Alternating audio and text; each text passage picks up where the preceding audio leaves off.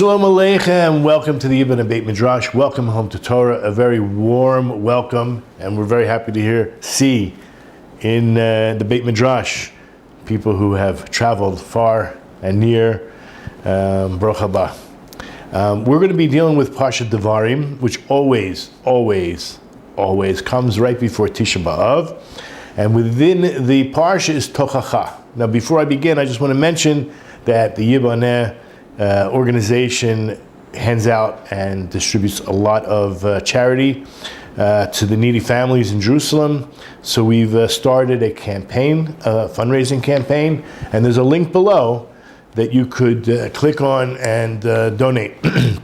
It's in the description box in YouTube. It's also on the website, the Yiboneh website. Now, in addition to that, I wanted to mention that we always encourage people to learn Hebrew. So also down below in the description box are the original Hebrew sheets. Yes, you don't get the color coordinated copies that I have, that I'm using, but nevertheless, black and white should do just fine. So we're not in the beginning of the Yakar, but we're beginning of the Parsha. So as I mentioned, that there's tochacha, rebuke, that Moshe is giving, and it's clear, at least through Rashi and many others, that in the beginning, the first few verses, the places that are mentioned are places where the Jewish people had sinned, and therefore it's a hint, giving a remez to the Jewish people that they need to do tshuva, or they need to straighten themselves out and not do such a thing again, because that's part of tochacha. It's to strengthen somebody not to sin. So we discussed in previous classes why Moses felt the need to hint, and you can go back to some of those classes, but in short, because this is the best way to get somebody to receive your rebuke, is not to shame them or put them in a certain position where they're embarrassed, but that each person should hopefully understand on his own that he sinned or she sinned, and come around to fix their behavior and all that goes with tshuva. What we're doing, we're on page 3 of the Yakar, and it begins just with the words Bein Paran ubein Tofel, which is still the first verse. So if you look at the first verse, Deuteronomy 1:1, these are the words which Moses spoke to all Israel on that side of the Jordan, in the desert, in the plain, opposite the Red Sea, between Paran and Tofel. Now, you wouldn't get it in the English, but in the Hebrew, like you would say between Paran and between Tofel and Lavan. Because in the Hebrew it says, Bein Paran ubein Tofel. So the word bein means between. We're talking about like triangulation. You're talking about trying to figure out an exact geographical location. So you say it's between this point, that point, and over there, and you would figure out where it is. The problem is, well, Rashi says that Rabbi Yochanan said that they looked through the entire Chumash and they never found a place called Tofel or Lavan. So what could the message be from Hashem, which is really Moses' own words? That's a whole nother discussion, why these are Moses' own words, that Hashem decided these are going to be lasting forever. But nevertheless, these places don't exist, or seemingly are not recorded. However, the explanation is that he rebuked them because of the foolish things. So the word tofel, or taflu, seems to be, we'll say, negative, foolish things they said about the man. They complained about the man. And the man was white. And it just as an example where they complained, if you go to Numbers 21:5, so it says at the end, well, we'll read the whole verse. The people spoke against God and against Moses. Why have you brought us up out of Egypt to die in the desert? For there is no bread and no water. We are disgusted with this rotten bread. In other words, when they say there's no bread, it means there's no physical bread. But they've been eating the manna. And the manna, I have to tell you, I mean, who am I to speak against the manna? But the manna was tasteless. What does it mean, tasteless? We were told that whatever your imagination allowed it to taste like, it would taste like that. So I guess if you had no imagination, it would be tasteless, but also the texture. You kind of get bored from the same texture. So that could have been part of the problem. But Rashi actually says, I don't want to get so far ahead, but basically let's go back to the previous Rashi before we went off on Numbers 21:5. So basically what we do know about Paran, right, because it's triangulation between Paran and Tophel, that Tophel and Lavan don't seem to appear in the Chumash, but Paran we know for sure that is where the spies were sent from. And if you go to Numbers 13:3, you'll see clearly, that's number 4 in the source sheet. So Moses sent them from the desert of Paran. V'yishlach otam Moshe mi midbar Paran. There's no question about that, but we're still stuck trying to understand, according to Rashi anyway, the word Tophel and Lavan is definitely talking about the complaints that the Jewish people spoke out in the desert against the man. So going back to Numbers 21:5, I just want to read the Hebrew because I don't really think the English is so justified. It says, we are disgusted with this rotten bread. Perhaps the nafshenu lekotza, meaning our souls were disgusted. Belechem hak lokel, that this bread is just ruinous. It's not good. But look at Rashi over there. Rashi over there says, now try to imagine, right? We're eating this bread, or this manna, we're eating the manna, and we're no longer excreting anything. We no longer have any need to go to the bathroom. Apparently, this was so holy, it entered our bloodstreams. It's really hard to imagine, but there was not necessary to go to the bathroom.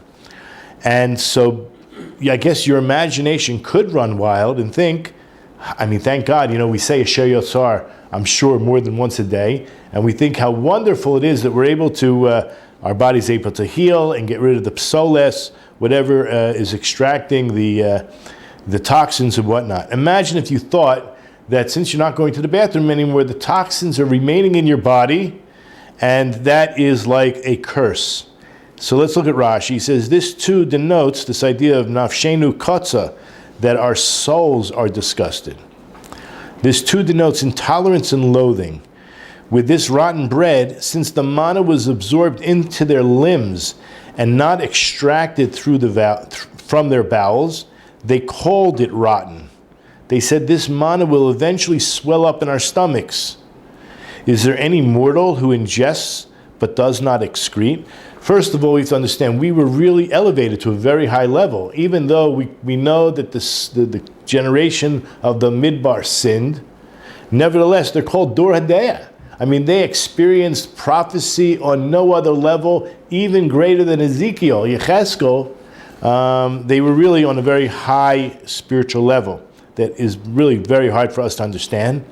They were almost like angels. I mean, they ate this bread that did not, or this food, the manna that did not digest in normal fashion. And perhaps that freaked them out a little bit, right? Perhaps that freaked them out a little bit. Okay, so let's go back now into the Yakar. What I want to explain is based on the word Bain Ubain, even though that was not discussed by Rashi. In other words, the place, Paran and Tophel Lavan is, but Bain Ubain just sounds like it's between this place that we mentioned and between that place that we mentioned. However, what the Yakar wants to say is the word Bain Ubain is a hint to the sins themselves. Okay, I don't want to get too ahead of myself. Let's begin. It's like 6 lines down on the page that I gave you. Bain Paran Ubain Tophel, it's in bold. Lashon Bain Ubain, the very fact that it says between here and between there, those words in Hebrew, Bain Ubain, Makom iti lahosif shenis yodi, ulefarsho alma, I'm going to explain in a second, let me translate. The Yakar feels this is the place to bring another opinion, another level, an additional level to this explanation, which he had just given. We're not going to go into it right now, but the one he's about to give, we will. Di bein shiva betamuz letisha b'av. Don't think as the word between here and between there as only physical locations. It's true that Paran and Tophel are these locations in which we sinned right? They hint to the idea of the sin of the spies. That's where the spies were sent from Paran. And Tophel, perhaps wherever it was that we sinned with complaining about the manna. But the Kli Yakar is like overlapping it with this idea of time. So not only is it a geographical location, but those sins did take place on a specific day, and therefore a specific time. And that's the time that we are presently in, called the 3 weeks, the Bein HaMitzarim, which we will discuss what that term even means, between the straits. So, Beini, these sins that Moses is hinting to, is in time. Remember, this is the end of the 40 years. We're about to go into the land of Israel. So he's referring to them, they should do tshuva, I'm giving you rebuke. You could save yourselves from further sin if you take heed of the lesson that I'm teaching you. Something occurred on the 17th of Tammuz, as well as the 9th of Av, and as well as the time period that's between them. Ki paran, when we think about the word paran, hainu ma'isa meraglin, of course that is the sin of the spies that took place. Asher bo bachu bechiyah shel chinam. On that day we cried a cry for nothing. V'hukba bechiyah ledoros b'layel Tisha b'Tishbav. So basically, that Hashem established, decreed, and maintained that we would have a crying for nothing. Well, it's not really for nothing. He doesn't say for nothing, but a crying for all future generations. Since we cried for nothing, you'll have a reason to cry in future generations on the night of Tisha B'Av. So in Gemara Tainus 29a, which you'll find, it's 29a, Tainus 29a. Where do we see it? Number 3. I think it's 21a. I'm not sure. I have here. All right, let's see. But this is definitely the Gemara. And it says regarding that the congregation lifted up their voice and cried, and the people wept at night. Right? That's in Numbers 14:1. V'tisa kol ha'eda v'yidnu et kolam v'yivchu ha'am b'layla hahu. So the Rava said that Rabbi Yochanan said that night was the night of Tisha B'Av. And the Holy One Blessed said to us, you wept needlessly that night, and I will therefore establish for you a true tragedy. One true tragedy? I don't know. Many true tragedies, over which there will be weeping in future generations. And we're going to get into what happened on the 9th of Av, in case people didn't know. And I'm not referring to the sin of the spies. I'm talking about through history. Okay, we will talk about it, but you should know, the first temple, the second temple was destroyed on the 9th of Av. And many other calamities, unfortunately. Okay, so back into the Kli Yakar. That was Paran.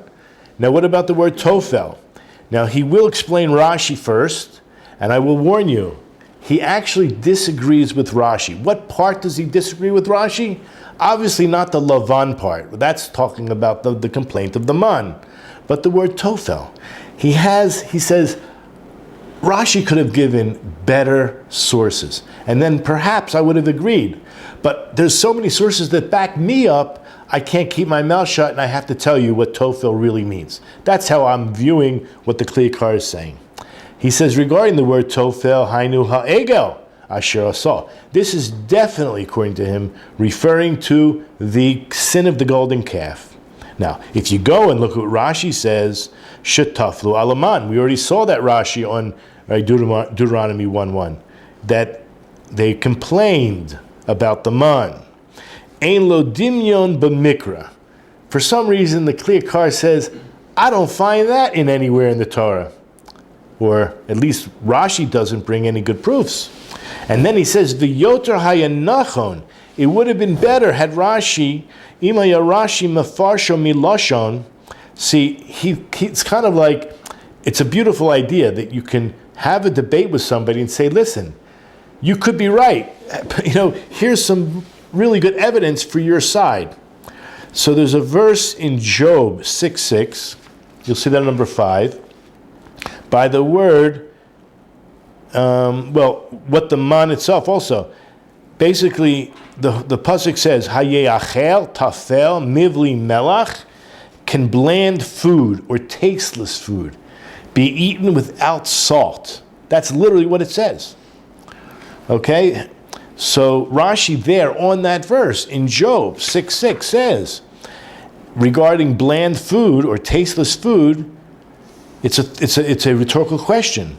Can this tasteless food be eaten without salt? A thing that has no salt and must be salted, but was not salted, is called tefel. So the Kli Yakar says, if you would have used that, that's a really strong proof, but you didn't.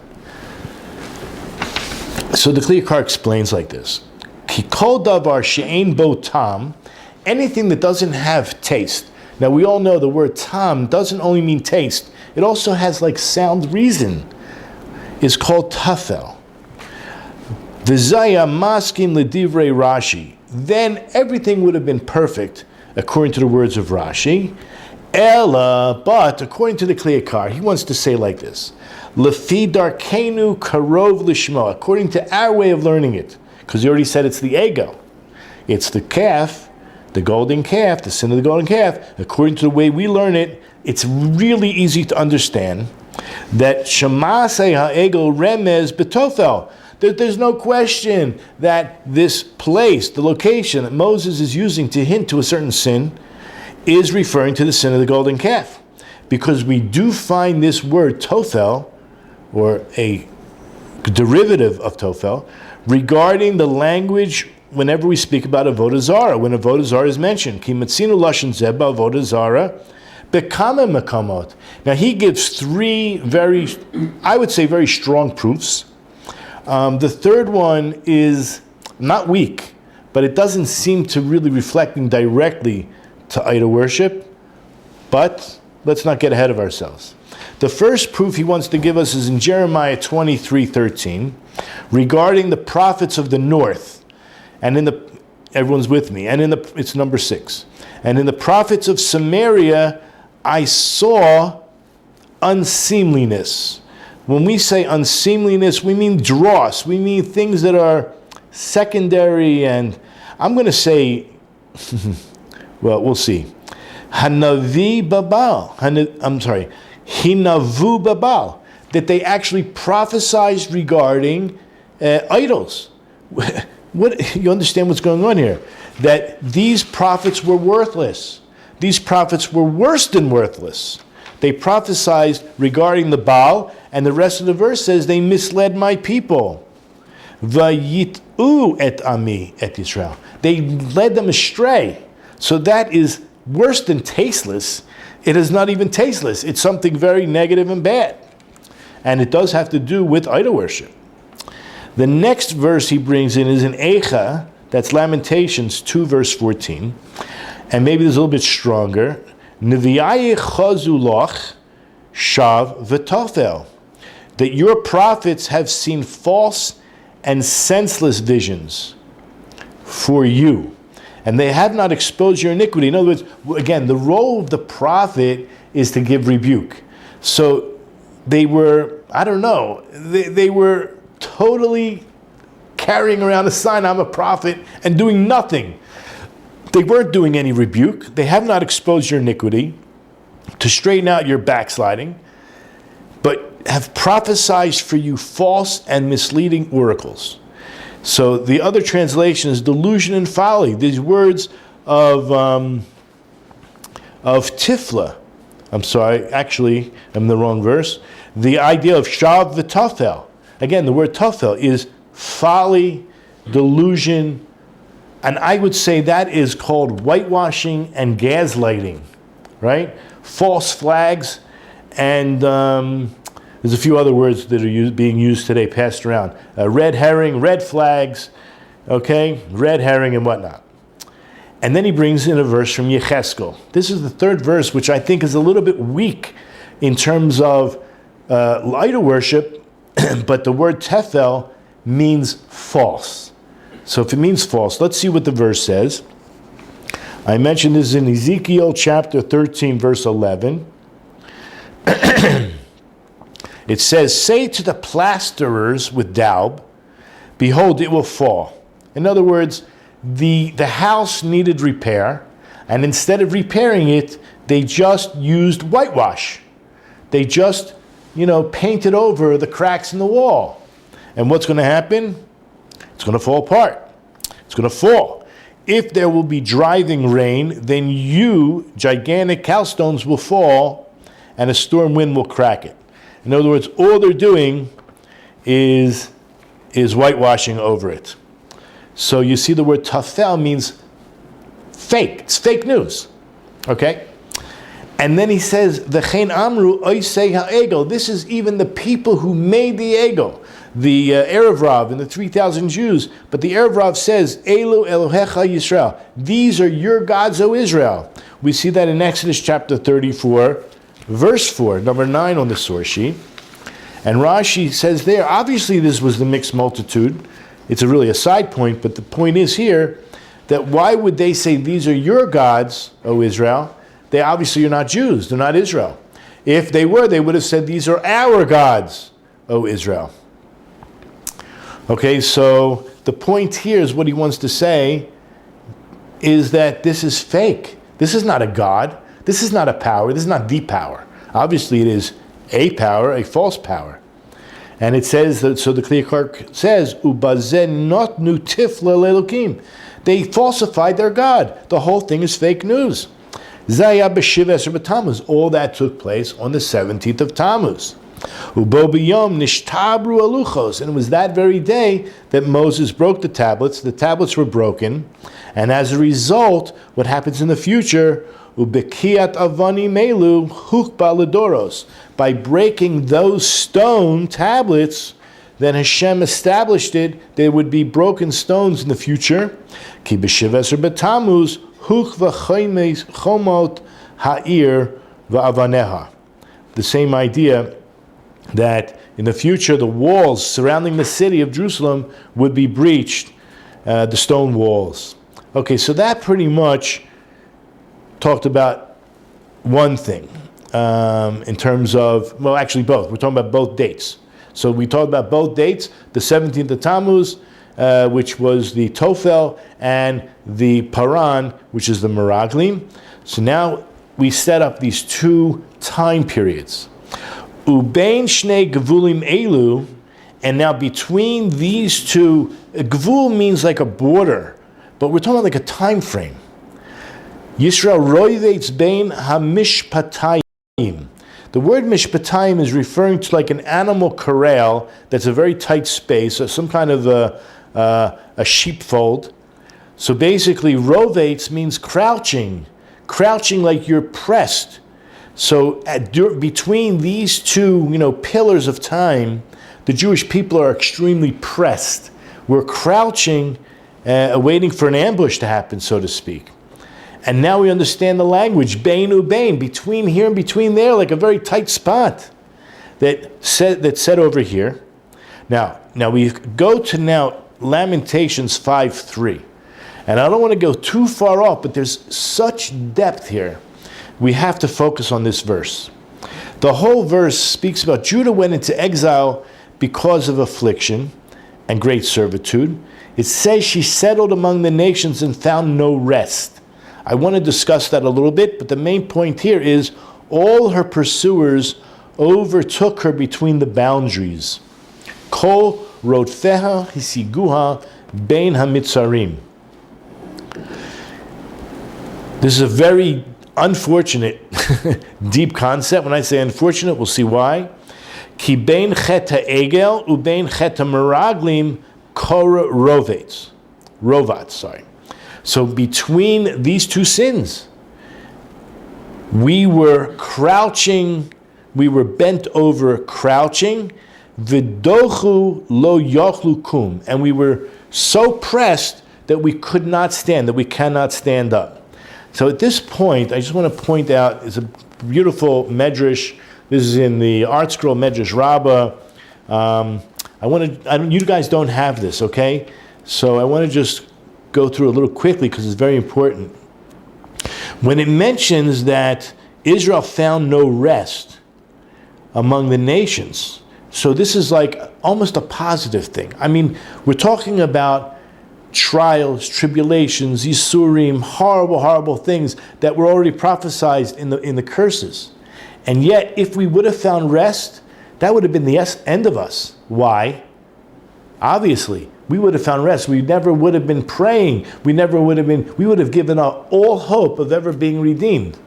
So there's this concept that we didn't find a resting place, similar to the dove that Noach sent. It also says a very similar language. Lo matzah hayona menoach.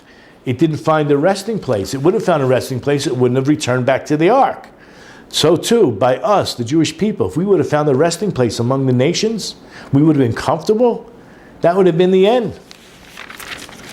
Another idea brought down regarding all her pursuers, right? It says, Kol rodfeha hisigua beina mitzarim. So the actual measure says this is talking about the 17th of Tammuz and the 9th of Av. I'll just read it clearly. These are the words by Benanas, by its landmarks and boundaries. What does that mean? Alternatively, the verse's expression, all her pursuers overtook her between the straits, mean they overtook her in the days of distress, extending from the 17th of Tammuz until the 9th of Av. Okay, there's actually quite a lot of commentary, and I think I summed up one major idea, that if we would have found rest in the exile, that would have been the end of us. Between the straits, there's so many people that comment. Everyone seems to agree. There's nothing to disagree with. The Medrash says it's the time period. So let's move on. I'm going to close that for now. We probably will refer back to it. So the Yakar continues here and says, Ki b'derech hateva ein hatzale mipnei akat oyev, ki im be'echad mishnei drachim o b'shneim achad. Now the word teva could be used in many different ways. It means nature or just natural, the natural way. So what he's going to discuss with us is what we're going to call the natural way in meta, in transcendental, in spirituality. There's a certain natural function, things that happen a certain way. And then in the physical world, which we're all living in our bodies, in our bodily form, there's also a natural way. He's going to discuss both. So what he just said was, according to the natural or nature, that one will not find to be able to be rescued. Hatzalah. There's no salvation or possibility of being rescued from an oppressive enemy, except by one of two ways. He's going to give both ways, or both of them together. We have to drill into our consciousness. This is it. We always deal with very important concepts in this class, but hopefully it will, especially during the 3 weeks, but we can carry this through, and we must carry it through the entire year. Salvation comes in one of two ways, or both together. The first one we'll call meta. It's not the physical part, but it's purely spiritual. Hein mitzad hashgachat Hashem yisbrach. From the love and providence that Hashem provides, hamatzil l'kol hadvekim bo, that He will save anyone who really loves Him and clings to Him. Obviously, that means there's also obedience, but let's say at least on the spiritual side, there's a clinging to Hashem, a willingness to be intimate with Him, and Hashem will respond in kind and save you because you're close to Him. Af im einan atzumim bateva, even if you're not physically strong, you don't have the physical strength, but you have obviously a lot of emunah, a lot of spiritual strength. Mikol makom kishein mekayamim, nevertheless, as long as you're fulfilling, as the verse says in Deuteronomy chapter 6, verse 5, v'ahavta es Hashem elokecha. Do we have that on the source sheet? Okay, number 12. This is the first line. Actually, we'll call it the second line. In this Kriya Shema, we say several times a day. And hopefully we make it real, because it's one thing to read it, and it's another thing to internalize these ideas. That we have a commandment to love Hashem. How does one come to love Hashem? By looking at the virtues, looking at all the goodness that He's bestowed upon us. How can we not love Him in return? And that should cause hagoyrem hadveikos b'Hashem Yisbarach. That would cause, let's just say, a natural flow that you would end up being intimately close to Hashem. You have a relationship. As humatzil kol dveikim bo. Then as a result, He will save you. He'll save all those who are close to Him. Now that would be the meta part. What about the physical part? Hey mitzad teva. The word teva here is used in a more natural, physical sense. Kishem mekayamim, when one fulfills the other aspect of love. Now that you'll find in number 13 on the source sheet, Leviticus 19:18. V'ahavta l'reacha chamocha, one of the greatest, or perhaps according to Rabbi Akiva, the greatest principle of the entire Torah. You shall love your neighbor as yourself. Okay? The Rashi says there at the end, Rabbi Akiva says, this is the fundamental, all-inclusive principle of the Torah. Okay, so that's true. Everything we said is true, that if you do, number one, love Hashem, there'll be a salvation from heaven. If you love other people, humans, as ish es re'ehu yazoru.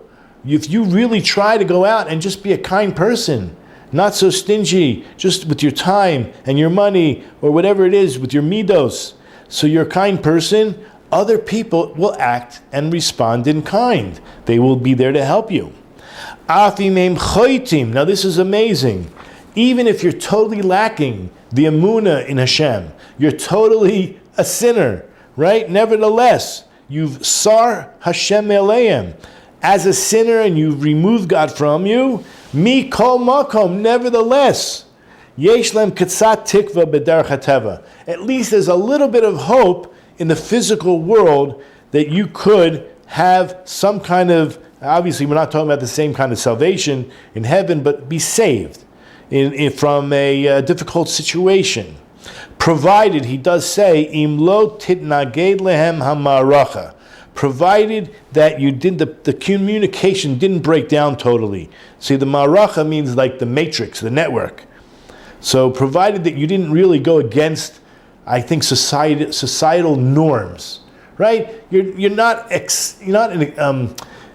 standing out as like some great tzaddik, but at least you're not known to be an evil person. You're just a regular guy, a regular woman.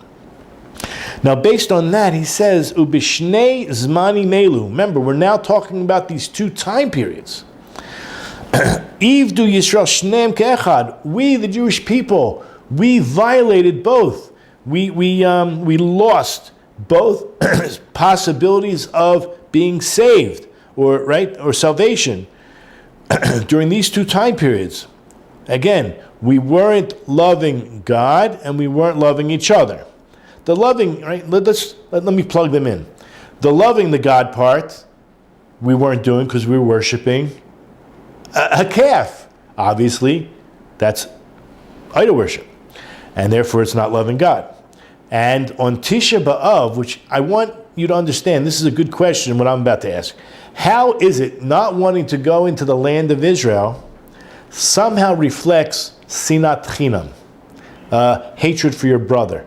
If you do not ask this question, good luck in life, right? How can you not ask this question? I hope everyone has asked this question. So, and we will find out a very interesting answer. So basically, that if we lost both aspects of salvation, of being saved, Im kain el mi yanusu la'ozra, then who could we run to for any kind of help or assistance? Obviously, no one, not God and not our neighbors. Ki b'shiv b'tamuz. Now we're going to get into the astrological signs or constellations of these two particular months, the month of Tammuz and the month of Av.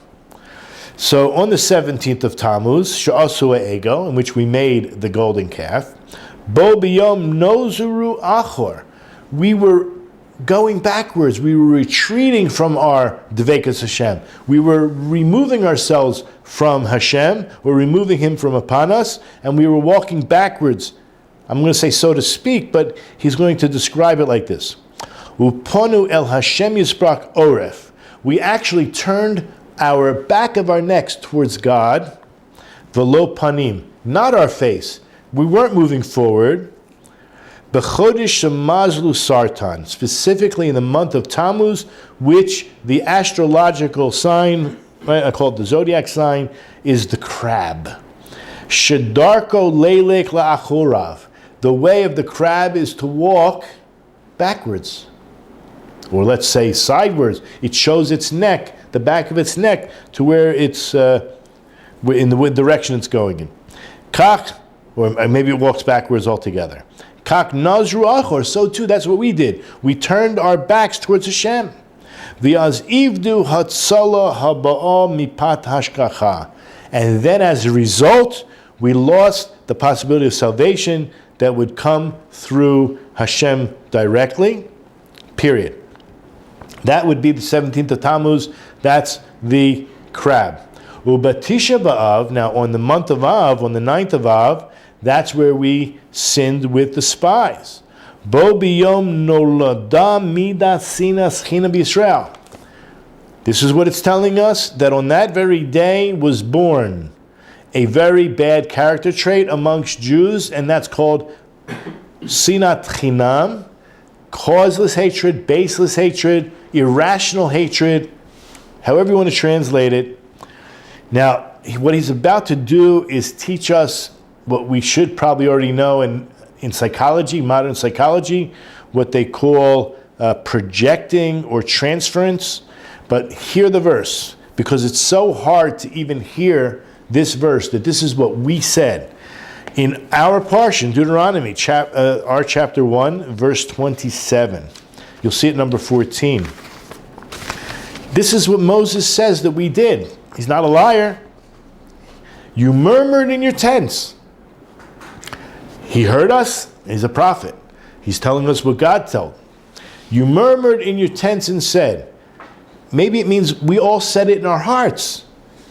Because the Lord hates us, He took us out of Egypt, out of the land of Egypt, to deliver us into the hand of the Amorites and to exterminate us.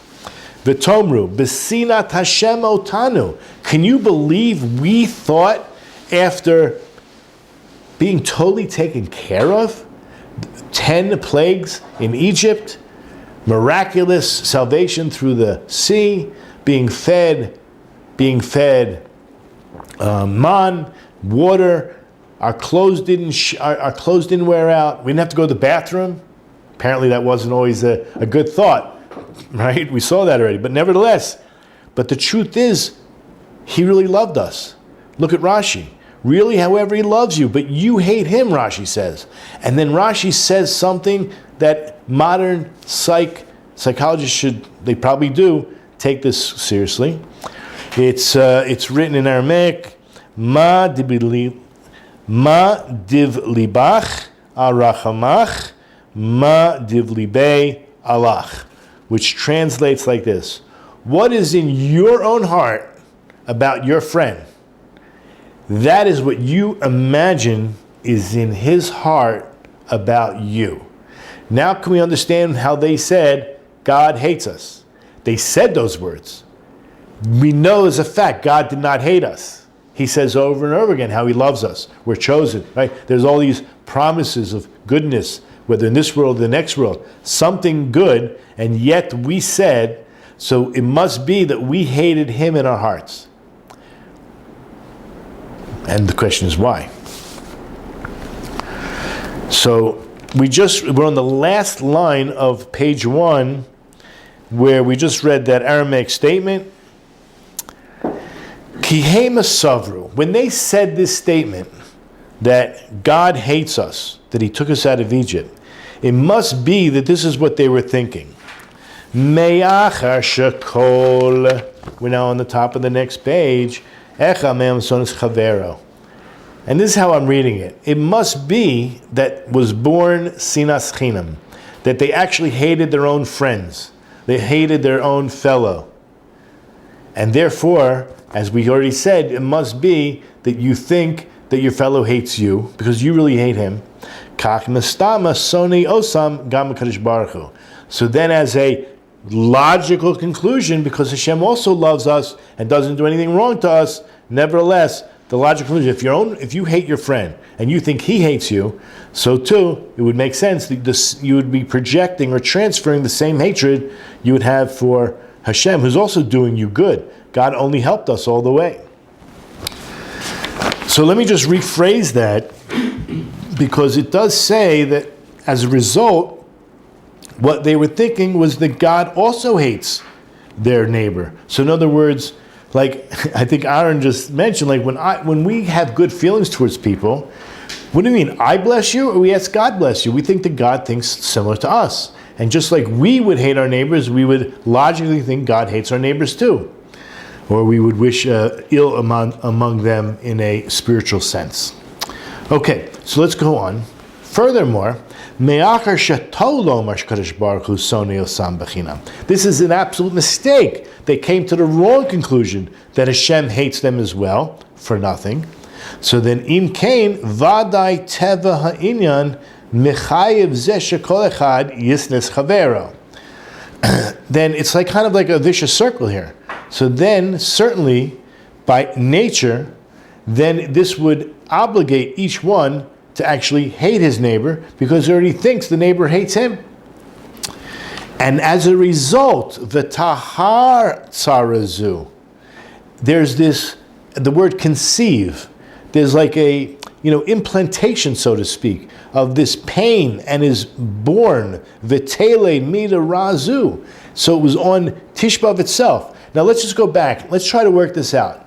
Hashem is being really good to us and he's going to bring us into the land. And the spies are basically saying, let's not go. Right? It's not going to be so good for us. Hashem doesn't have our good in mind.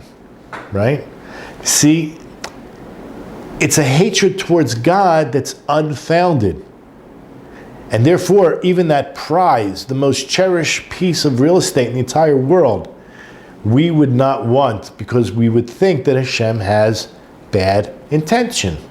That's what you think. When you think somebody hates you, you only think that they don't have your good in mind. So now we're made that jump. Why would they not want to go into land? Because they had no gratitude. They didn't think that Hashem really loved them. That this is not the promised land, or it's not as we imagined it would be. Now, what he's about to say, I kind of cut off in the middle of this paragraph, this sentence. So not only was this causeless hatred born into the world on this day, Asher hachariva bayit rishon v'sheni. When we think about the destruction of the first and second temples, we don't really put the same blame as sinas chinam on bayit rishon. We know very well that the three major cardinal sins were violated, right? Murder, adultery, and idolatry, and we put sinas chinam squarely on bayit sheni, the second temple, while it was destroyed. But if we're consistent here, and the Yakar wants to be, that Bayit Rishon was also caused because of sinas chinam. And when you hear what he's to say, you're going to say, of course. Why didn't I see it coming? Ready for this? Ki b'Bayit Rishon haya sinas chinam bein nasei Yisrael. The first temple fell. It ultimately was destroyed because of the causeless or seemingly, irrational hatred between the princes, between the leaders of the Jewish people. Now, you can find this in Yuma 9b. It very clearly says this, but we'll base it on a verse in Ezekiel 21:17. Let's just become familiar with that first. Cry and wail, O Son of Man, for it will be upon my people, it will be upon all the princes of Israel, who gather to the sword. They were with my people, therefore clap upon your thigh. This idea is prophetic in that, as we know very clearly, that the first temple, towards the very beginning, we're talking about the first generation after Solomon, that there was a split, a major split between the north and the south. There was jealousy and hatred, and it started with them, and the Yakar says it took maybe hundreds of years. I don't think it took that long, but it was like a plague. I don't even want to use the latest one that seems to be very catchy and infectious. But when you have the leaders that have an infection, a plague, then it will eventually, if it's not cut out or treated, it will eventually make its way down to the rest of the people. And that's what the Gemara in Yuma basically says. So let's continue. He says like this, U'bebayit sheni pasa hanega bein kol Yisrael. So in other words, during the Bayit Rishon, there was this hatred only amongst the leaders. But by the second temple, this disease spread, or the plague spread amongst all the Jewish people, as it says in Yuma 9b. Now all this took place, right? Zehaya b'chodesh Av. What's this hatred? Happened during the month of Av. And what is the constellation? The constellation, the zodiac icon, it's the Aryeh. Aryeh is a lion. Kol echad, ki kol echad dimyono ka'aryeh. Each one modeled themselves, modeled themselves like a lion, yiksov litrof es chavero, who tears apart and destroys his friend. Va'az ibdu gam hatzola hativi'it, and as a result, we lose that natural tendency for people to help each other. Ki im ein ahava beinehem, there is no love amongst them. Ve'ein echad soimek va'ozer lechavero, nobody is there. There's nobody to rely on to help somebody else. And he ends with a little bit of poetic fashion, as it says in the prophet Amos, chapter 7, verse 2. Mi yakum Yaakov ki katan v'dalhu. See, the name Yaakov as opposed to Yisrael somehow always represents not the highest level, right? Israel's the higher level. Yaakov is when we're not yet reaching the highest level. And therefore, how can Yaakov get up when he is so small? He has no merits. So that means we have nobody to rely on when we're Yaakov, but when we're Yisrael, then we are Sar Kel. We are actually truly ambassadors of God, as the name represents. Okay, Nimsa Shebein Gvulim Elu. Now it comes out that during this time period, between these pillars of time, between these, we're going to even call it fences, right? There's these borders. Between these borders, Nitparada Havila Mikol V'Kol. The package became entirely unraveled. The package of what? Of salvation through Hashem, through fellow human beings. Kisaro maher min Hashem. Because we quickly turned away from God. V'saro gam ish me'al achiv. And so too turned away one person from his fellow, his brother or sister. Nimsa, so it comes out that on the 17th of Tammuz and on Tisha B'Av, Nimsa, Shiva Eser B'Tammuz v'Tisha B'Av, Gader mizeh v'gader mizeh. It's like a fence. It's like a border. It's like we're going to be talking about being in this tight spot. What do we call this time period? Bein hamitzarim. Bein hamitzarim. I want to go back to the Midrash and explain it again. Something we didn't talk about, but that's what it means. So ve'ein derek lintos yamin usmol. There was no space. It was so tight. There's no place to move, to lean, whether to the right or to the left. Therefore, going back to that verse in Eicha 6:6, if I'm not mistaken, Kol rodfeha hisiguha bein hamitzarim. I just want to make sure we have that verse correctly. We said that it is in 11. Number 11. It's Lamentations. Let's take it, chapter 5, verse 3. Okay, thank you, Aaron. It says over there, the word kol. All of her pursuers will overtake her. What does the word kol infer? All. Kol is mashma afilu roidev kol dehu chalush yocholem. That word kol infers and should teach you that even the enemy who's chasing you, whoever is chasing you, even if they're weaker than you, they could be the weakest enemy in the whole world. You have lists, who are the strongest armies? I think Israel's like number 8, which is unbelievable. But if you had, let's say, down on the list, 173rd strongest army in the world, could overtake Israel when we would have lost that salvation from Hashem and whatnot. Ki bezman echad na'atsu es kodosh Yisrael. That at one period of time, meaning this time period, bein ubein, we're not talking about those 2 pillars on the ends, we're talking about the entire period of time. This is when there's this concept of natsu, provoking. This is where, now, Kadosh Yisrael could refer to the Jewish people, could refer to Hashem, but I'll just translate as the sanctity of Israel. Whether it's, right, at this one period of time, that's where the sanctity of Israel is provoked. Whether it's Hashem or whether it's the Jewish people, Chilalu Kedushat Yisrael Hatalui Bi'achdus Ha'uma. I like the idea of calling it Hashem, that the desecration of this sanctity of Israel, which is actually dependent on the unity of the people. This is an amazing thing when it comes to our relationship with Hashem. Each one of us can actually try our best to have a unity. I can meditate, I can go on the mountain, I can do whatever I want and work on my own character and study my Torah. But what am I without the rest of the Jewish people? Honestly. Okay. Ubizman Sheni, now regarding the other time, Nozru Achor Min Hashchina. What did we do the other time, referring to the 17th of Tammuz specifically? We turned away from the divine presence. Ve'el mi yenusu lozru.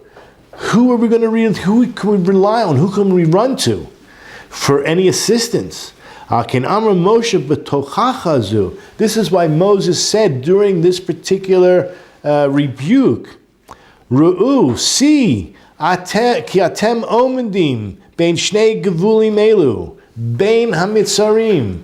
In other words, it wasn't during the 3 weeks that he was actually saying these words to us. We all know when Deuteronomy takes place is the last 6 weeks, 5 weeks of his life, month and a week. But he's referring to, you're about to go into the land of Israel.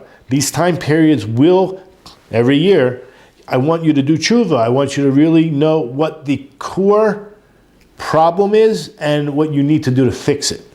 That's what tochacha, it means reproof. Rebuke means reproof. I want to prove to you what you need to do.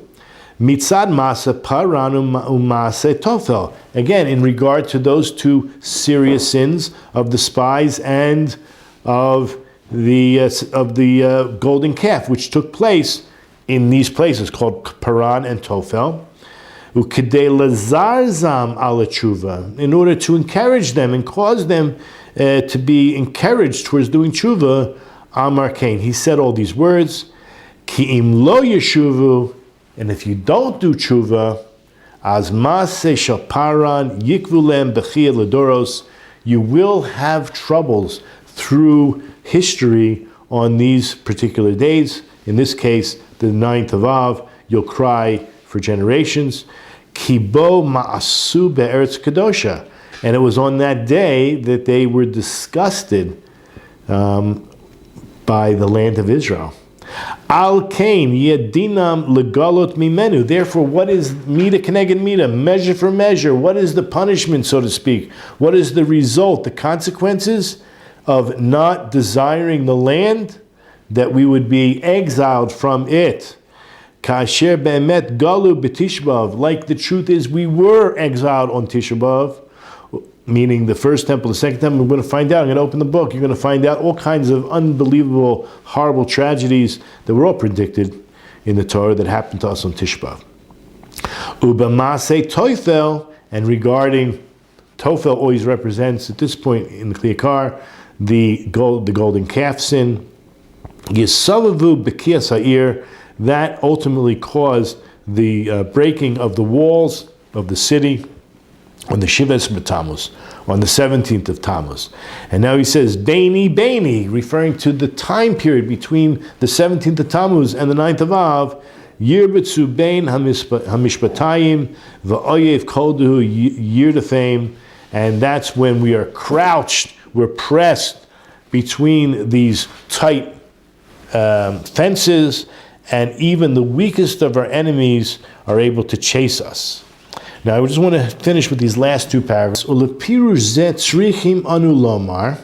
Now, according to this explanation, we're still required to say the following, that the word Lavan is referring to their argument or their dispute regarding the man itself, which was white, like Rashi says. Now, if you go to the words, see, we never finished verse 1. It ends with another place called Chatzerot v'Zdi Zahav. Di Zahav, it's like saying dye, which is enough gold. So V'Di Zahav, the Yakar wants to say, is a remez lechet b'nei Gad v'Ruvain, that hints to the sin of the 2.5 tribes, the 2 tribes that wanted to stay on the other side of the Jordan, that they, remember the rebuke we gave a few weeks ago, Moses gave a few weeks ago, that they had their priorities mixed up, that their money was more important than their family. So here it says, mamonam chaviv alehem yoter migufam, that their money, their wealth was more important to them, more dear to them than their own bodies. Afal pi shahayid lehem dai, even though they had enough. They really had enough, but they wanted more. Okay, so that is a rebuke regarding that. And then he ends by saying he has another book called Ir Giborim, and in that book we explained an aspect of a hint when it says in verse 2, which we don't have in front of us, but it says we were only 11 days journey from Chorev. Achad Aser Yom Me Chorev. So why 11 days? What is the significance of that? So he sums it up by saying that there are 11 days of mourning that we do throughout the year. Al Achad Aser Yom Shemit Ablim Al Churban Bayit Beit HaMikdash B'Shana. There are 11 fast days, or I shouldn't even say fast days, 11 days in which we do actively mourn. And those are the 9 days of the month of Av. That's what we're in right now. From Rosh Chodesh Av until Tisha B'Av itself. Obviously, there's always at least one Shabbos, should be 2. No, there's always at least one Shabbos. Anyway, so there's 9 days. Ubishiv Asar B'Tammuz. Add the 10th day, which would be the 17th of Tammuz, and Aseres B'Tevis, which is in the middle of the winter, the 10th of Tevis, which also reflects the beginning of the siege on Jerusalem. So there are these 11 days in which we're mourning. Yan ki hu rachok mipshuto. Now, he does admit, since this is so far from the simple explanation, the pshat, Kitzarnu b'zeh. We're not even going to go into it. Avalashin beinu bein, but he's so clear that beinu bein, which really is meaningless. It's because it's referring to Paran and Tofel, but still it means between here and there. It's soivo peruzeh ap b'derek pshuto. There's no question. This still relates very much to the simple pshat, because you don't need to say beinu bein. What did you need to triangulate places that don't even exist? They are hints, as Rashi clearly says, to sins that we did. And we all know that Moses was attempting to give us rebuke in a hinted fashion in order to save us face and shame and whatnot. So listen, there's a lot of work to do. We have to work, we have to strengthen ourselves in our love for Hashem and our love for our fellow human beings. I think if you really love Hashem, you will know that every human being is created in the image of God. And how could you,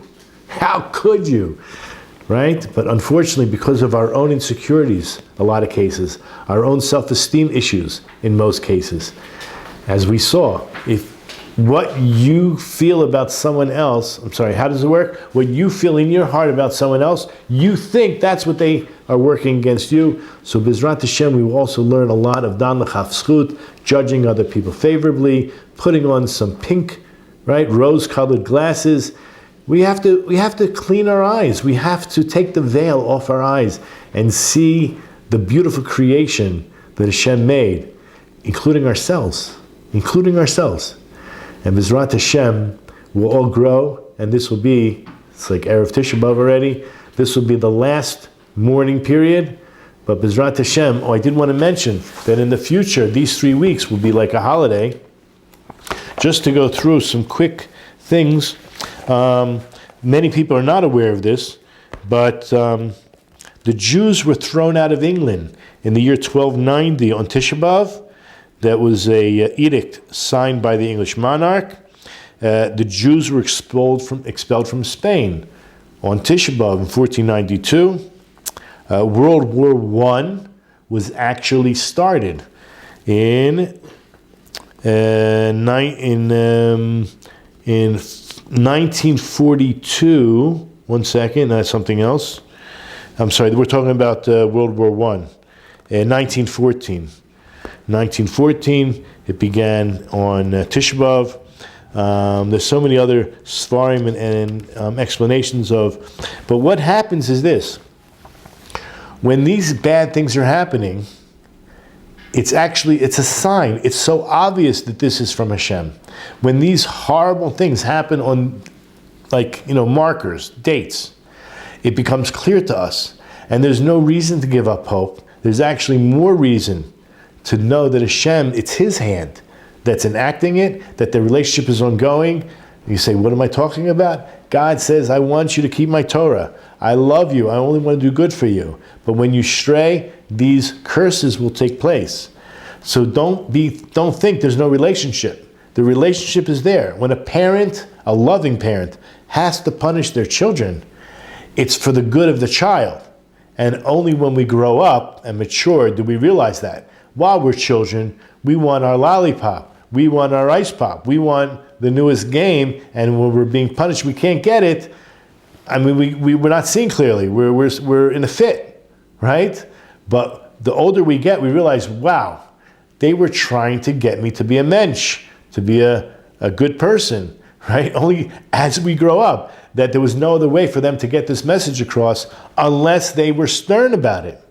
And so Hashem's loving sternness is what's happening here. Now, there's also other advantages of the exile, besides that we're not going to find a place to rest our feet, but also to pick up sparks, that the Gentiles who never converted fully, but at Mount Sinai said, Nasa v'nishma under their breath, the administering angels of their nation said, no, we're not going to do the Torah, we're not going to accept the Torah, doesn't interest us.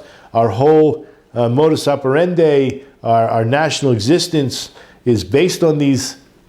Nevertheless, there were individual souls that said, I want to be a part of this, I believe in it. And so, unfortunately, through the exile, right, as we know, there's a lot of negativity, but there's also a lot of positivity. And that positivity is the ability to pick up the sparks. Now, Baruch Hashem, now we have the land of Israel. So many tourists, so many people that we run into are coming here because they're attracted to the land of Israel, to the Torah of Israel, to the people of Israel, and want to learn more about it. And there's, maybe we don't have to go, maybe the exile's over. Maybe there's no reason for the exile anymore. So basically, come home, right? I'm telling you, Jewish people, come home. And to the sparks that are out there, join up, because ain't a whole lot of time left. B'ezrat Hashem, this will be the last Tisha B'Av that we celebrate, or I shouldn't say celebrate, that we observe in this fashion, but rather we'll be celebrating in a much more different fashion. So with that, Shabbat Shalom, have a meaningful fast if we have to fast, and of course, have a great life. See you next week. Yiboneh,